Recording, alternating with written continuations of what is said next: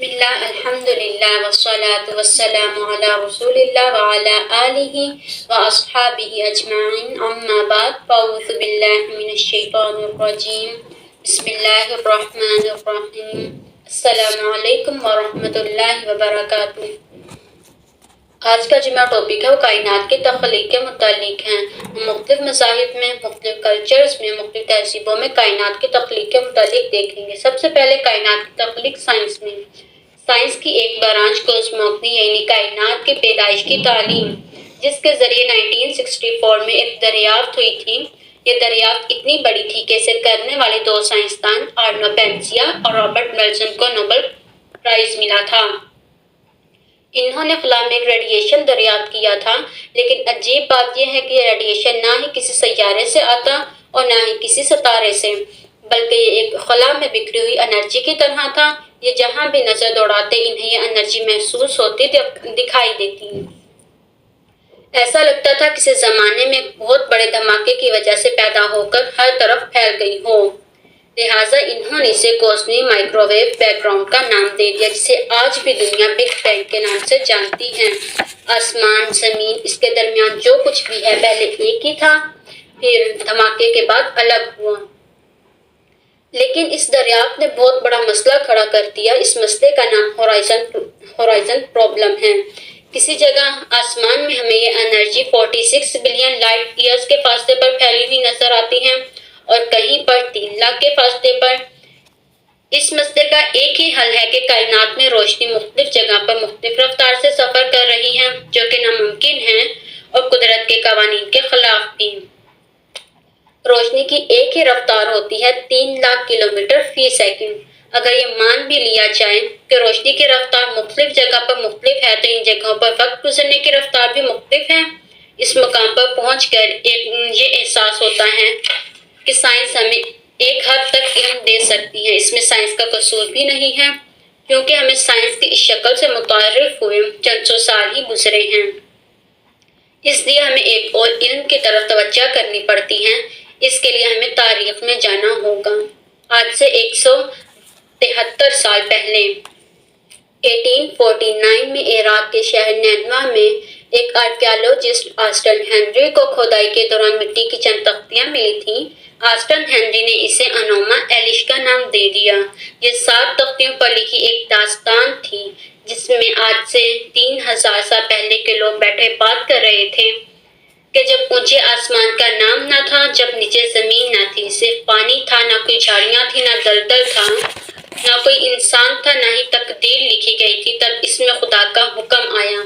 اگر اس پوری عبارت کو پڑھیں تو ان 1000 لائن میں کسی بھی تخلیق کے ہونے سے پہلے پانی کے ہونے کا ذکر ملتا ہے۔ ایک ہمیشہ رہنے والے باغ کا ذکر، سب سے آخر میں انسان اور اس کی روح کا ذکر ملتا ہے جو آسمان سے آئی تھی۔ لیکن اس عبارت کی سب سے دلچسپ بات اس کے یونانی ترجمے کا ایک لفظ لوگوس ہے، یعنی ایک کہی ہوئی بات۔ آسان الفاظ میں جب خدا نے تخلیق کرنی چاہی تو ایک بات کہی، لیکن کیا بات کہی، اس معاملے میں یہ تختیاں خاموش ہیں۔ آج سے 5000 سال پہلے کی تہذیب سمرا کے لوگ، سومیرین بھی عراق ہی کا ایک علاقہ تھا۔ انہوں نے بھی اپنی تختیوں میں لکھا ہے کہ نمو نامی ایک قوت تھی جو ہمیشہ سے موجود تھی۔ نمو نے پانی کے ایک بہت بڑے ذخیرے سے زمین اور آسمان کو بنایا تھا۔ سومیرینز کوئی چھوٹی تہذیب نہیں ہے۔ سومیرینز تاریخ کی سب سے پرانی تہذیب ہے۔ آج کے دور میں موجود کم سے کم 100 چیزوں کی ایجاد انہوں نے ہی کی تھی۔ مثلاً سب سے پہلی لکھائی، سب سے پہلی گھڑی، جیومیٹری کا سب سے پہلا استعمال سمرا میں ہی ہوا تھا۔ مان لیا جائے کہ 2 تہذیبیں ہی کافی نہیں ہیں، ہم تھوڑی سی کھوج مزید لگاتے ہیں۔ 3000 سال پہلے 3000 سال پرانا مصر اپنے دور کی سپر پاور تھا۔ وہ بھی اپنے اہراموں میں لکھی ہوئی عبارت میں بتاتے ہیں کہ نون نامی ایک طاقت نے پانی کے طوفانی سمندر سے زمین اور آسمان بنائے، ایک ایسا سمندر جو اندھیرے میں تھا۔ اگر 23 سال پہلے یونانی تہذیب کی بات کریں، وہ بھی پانی کے ایک کالے سمندر اوقیانوس سے زمین اور آسمان کا کنسیپٹ بتاتے۔ لیکن آپ یہ بھی سوچ سکتے ہیں کہ یہ تہذیبیں بالکل ایک دوسرے کے آس پاس تھیں، ان میں زیادہ زمانے بھی نہیں تھے تو ہو سکتا ہے کہ انہوں نے ایک دوسرے سے ہی یہ کنسیپٹ سیکھ لیے ہوں، اس لیے ان سے پہلے بہت دور واقع چند دوسری تہذیبوں میں چلتے ہیں۔ آسٹریلیا کے ایبوریجنل لوگ، ایبوریجنل کے مطابق تمام روحوں کی مالک جس کے سوا کوئی نہیں تھا، جس نے روشنی بنائی، زمین کو زندگی دی۔ چائنا کی ایک میتھولوجی، وہ لوگ بھی ایسے خدا کا ذکر کرتے ہیں جس نے بڑے پانیوں کو الگ کیا، پہاڑوں کو اپنی جگہ رکھا، یہ سب کچھ اس نے اپنے علم اور کہی ہوئی بات سے کیا۔ کوریا کی چنجیوانگ میتھولوجی، وہاں پر بھی زمین اور آسمان کے ایک ہونے کا ذکر ملتا ہے۔ ویسٹ افریقہ کی مانڈے اور سینٹرل افریقہ کی یوروبا میتھولوجی ایک بہت بڑی قوت کے ہونے کی موجودگی کا ذکر کرتی ہیں جو تنہا تھی اور پھر اس نے پانی سے تخلیق کی۔ بر اعظم امریکہ کا قبیلہ چیروکی قبائل، یہ ریڈ انڈینز کا قبیلہ تھا، سمندر کے بیچوں بیچ ہوائی کا جزیرہ جس کا باقی دنیا سے کوئی تعلق نہیں ہے، وہاں بھی یہ کنسیپٹ ملتا ہے کہ زمین اور آسمان پانی سے وجود میں آئے اور یہ سب 7 دن تک بنتا رہا، اور آخر میں یورپ کا ملک فن لینڈ، جہاں آج بھی وائنامائنن کی داستان زندہ ہے، کس طرح پانی سے تخلیق کی گئی۔ ان میتھولوجیز میں ایک مسئلہ آ رہا تھا کہ ان کی کچھ باتیں بڑی مزے کا خیز تھیں۔ مثلاً افریقہ کے کلچرز میں زمین کی تخلیق کے بعد سونے کی زنجیر میں جکڑنے کا ذکر آتا ہے، یا پھر فن لینڈ میں جہاں کی میتھولوجی میں کوا آ جاتا ہے جو زمین آسمان بنانے میں وائنامائنن کی مدد کرتا ہے۔ میں اور آپ یہ بات سمجھتے ہیں کہ یہ زمین نہ ہی کسی زنجیر میں جکڑی ہوئی ہے اور نہ ہی زمین آسمان بنانا کسی کوے کی بات تھی۔ اس لیے میں نے ان تمام مزے کا خیز باتوں کو فلٹر کر دیا، ان باتوں کو نکال کر صرف ان باتوں کا ذکر کیا جو ان تمام تہذیبوں، کلچرز میں مشترکہ ہیں۔ تو ان میں حرف بحرف ایک ہی بات ملتی ہے کہ ایک عظیم قوت تھی جسے خدا کہتے ہیں، جو تنہا تھی، جس نے 6 یا 7 دنوں میں زمین اور آسمان کو بنایا۔ اس سے پتہ چلتا ہے کہ ان سب کے پاس علم ایک ہی آیا تھا، علم لانے والے مختلف تھے لیکن علم بیچنے والا ایک ہی تھا۔ اس کے علاوہ ایک اور علم ہے جس کا دائرہ سائنس سے کئی زیادہ وسیع ہے۔ دنیا کے 85% لوگ کسی نہ کسی صورت میں یقین رکھتے ہیں، اور وہ ہے علم مذہب کا علم۔ مذاہب میں کائنات کی تخلیق کا تصور، یہودیت کائنات زمین و آسمان بنائے تو خدا ہی نے تھے، لیکن یہ زمین چپٹی زمین ہے جو پانی کے اوپر موجود ہے، اور اوپر آسمان میں جنت اور نیچے زمین میں جہنم ہے۔ عیسائیت دنیا کا سب سے بڑا مذہب، ان کا کہنا یہ ہے کہ زمین و آسمان بنائے تو خدا ہی نے ہیں، لیکن ان کے مطابق ستارے، سورج زمین کے گرد گھوم رہے ہیں۔ اس سب کے علاوہ عیسائیت میں 7ویں دن خدا نے آرام کیا تھا۔ فلسفے کے مطابق کائنات کی تخلیق، یونانی فلسفہ، یونانی بھی کائنات کو خدا ہی کی تخلیق کہتے ہیں، لیکن یہ بھی کہتے ہیں کہ ایک دیوی آسمان پر اڑتی چلی جا رہی تھی، اور جہاں وہ دودھ گراتی جا رہی تھی وہاں ایک دودھیا سا رستہ بنتا جا رہا تھا۔ اس دودھیا رستے کی مناسبت سے ہماری اپنے کہکشاں کا نام ملکی وے ہے جو یونانیوں نے رکھا تھا۔ ہندوازم، بدھ ازم وغیرہ، ان کا کہنا ہے کہ یہ کائنات ہمیشہ سے تھی اور ہمیشہ رہے گی، نہ ہی اس کا آغاز ہے اور نہ ہی اختتام۔ ان تمام مذہب پر غور کریں تو اگر یہودیت مذہب سچ کہتا ہے تو ایک ہی وقت میں جاپان میں دن اور امریکہ میں رات کیوں ہوتی ہے؟ چپٹی زمین کے مطابق ہر ملک میں دن یا رات ایک وقت میں ایک ہی جیسے ہونے چاہیے، اور یہ بھی کہ 4550 سیٹلائٹ ہماری زمین کے گرد گھوم رہے ہیں، جو اس بات کا ثبوت ہے کہ ہماری زمین چپٹی زمین نہیں ہے۔ اگر عیسائیت سچ کہہ رہی ہے تو GNZ11 کی روشنی ہمارے تک پہنچنی ہی نہیں چاہیے تھی۔ اہم بات یہ ہے کہ جو خدا اتنا وسیع و عریض پوری کائنات کا مالک ہے، وہ یہ سب بنانے کے بعد 7ویں دن تھک کیوں گیا؟ یہاں بھی پہنچ کر یہ احساس ہوتا ہے کہ اس کا علم بھی محدود ہے۔ ہاں، پیغام آیا تو ایک ہی تھا، مگر وقت کے ساتھ ساتھ اس میں بہت کچھ بدل گیا، لیکن ابھی تک ایک مذہب کے بارے میں نہیں بتایا۔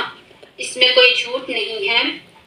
آج سے 1400 سال پہلے عرب میں ایک مذہب سامنے آیا تھا جو چند ہی عرصے میں پوری عرب نے پھیل دیا، پھر دیکھتے ہی دیکھتے پوری دنیا میں۔ آج عیسائیت کے بعد دنیا کا دوسرا مذہب اسلام ہے۔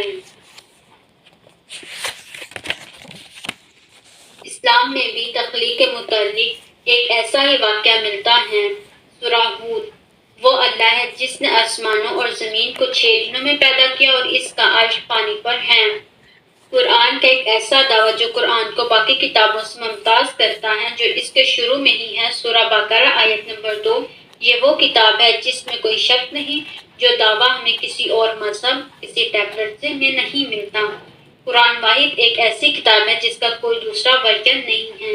نبی کریم صلی اللہ علیہ وسلم کا کائنات کے بارے میں ایک دعویٰ، سنن ابن ماجہ 182۔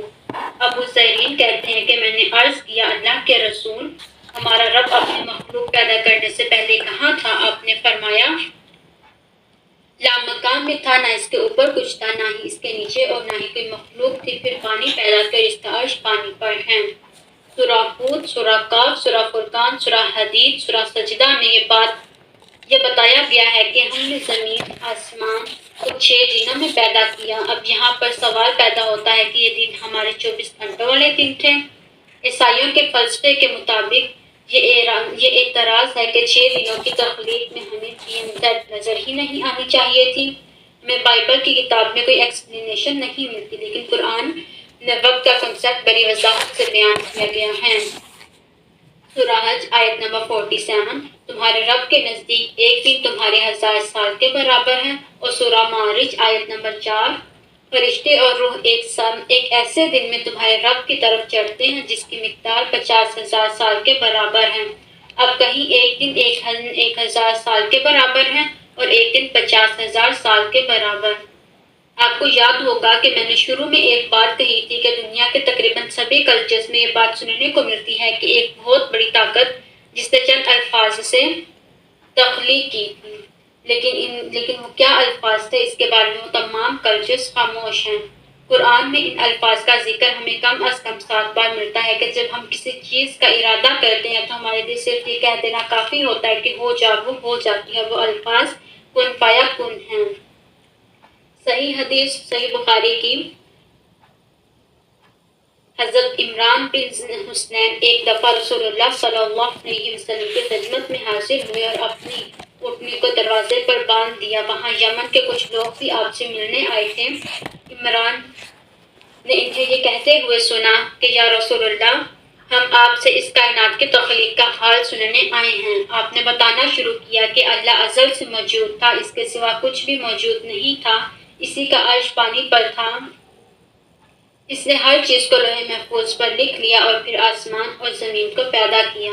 اللہ کے رسول ابھی بتا ہی رہے تھے کہ کسی نے عمران بن حسین کو خبر دی کہ تمہاری اونٹنی بھاگ گئی ہے۔ عمران بن حسین یہ سنتے ہی دوڑے اور دیکھتے ہیں کہ اونٹنی دور صحرا میں پہنچ چکی ہے۔